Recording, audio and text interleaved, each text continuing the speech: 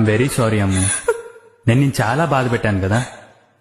ఈ ప్రపంచంలో ఇది నాది అనుకుంటే అది లైఫ్ లాంగ్ నాతోనే ఉండాలి. అయినా నిన్ను వదులుకోవడానికి నువ్వేమైనా వస్తువా? నా ప్రాణం.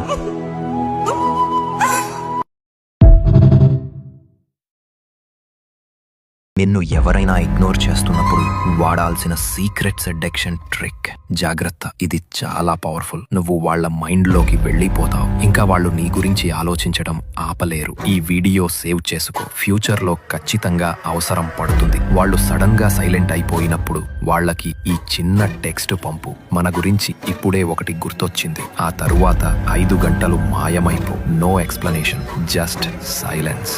నువ్వేమన్నావో తెలుసుకోవడానికి వాళ్ళ బ్రెయిన్ పిచ్చెక్కిపోతుంది. డెస్పరేట్ గా టెక్స్ట్ కాల్స్ చేస్తారు. ఇక్కడే ఉంది అసలు క్యాచ్. అస్సలు ఆన్సర్ చెయ్యకు. వాళ్ళని ఆ క్యూరియాసిటీలో ఉడకనివ్వు. 5 గంటల తరువాత లైట్ గా రిప్లై ఇవ్వు.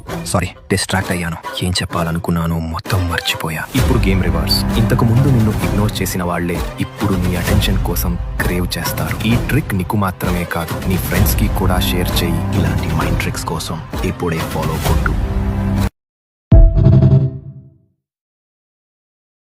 ఒక మగవాడి మనసు విరిగితే ఎలా ఉంటుందో తెలుసా? వాడు నీతో నార్మల్ గా మాట్లాడుతున్నంత సేపు అంతా బాగుందని అర్థం. ఫైట్స్ చేస్తున్నాడంటే అంతా బాగుందని అర్థం. అది చేయొద్దు, ఇది చేయొద్దు, వాళ్ళతో వీళ్ళతో మాట్లాడద్దు అంటున్నాడంటే అంతా బాగుందని అర్థం. ఒకవేళ వాడు నీ ముందు కన్నీళ్లు పెట్టుకున్నాడా, all of the sudden silent అయిపోయాడా, అయితే నీకు అర్థం అయిపోవాలి ఏదో బాధ వాడికి లోపల నుంచి తినేస్తుందని అర్థం. ఏదో చాలా హర్ట్ చేస్తుందని అర్థం. సో వాడు లాస్ట్ ఫేజ్ లో ఉన్నాడని అర్థం. ప్రేమలో ఉన్నప్పుడు తిడతాడు, గొడవ పడతాడు, ఆర్గ్యూ చేస్తాడు, పొజెసివ్ అవుతాడు. కానీ ఒకసారి వాడికి అవన్నీ వేస్ట్ అనిపించాక టోటల్ గా సైలెంట్ అయిపోతాడు. ఎందుకంటే వాడికి తెలుసు వాడు అన్ని బాగు చేసే ప్రయత్నం చేశాడని, ఏం చేసినా కొందరు మారని. అందుకే వాడు టోటల్ గా సైలెంట్ అయిపోతాడు. అప్పుడు నువ్వు అర్థం చేసుకోవాలి నువ్వు ఒక మంచి వ్యక్తిని కోల్పోయావని.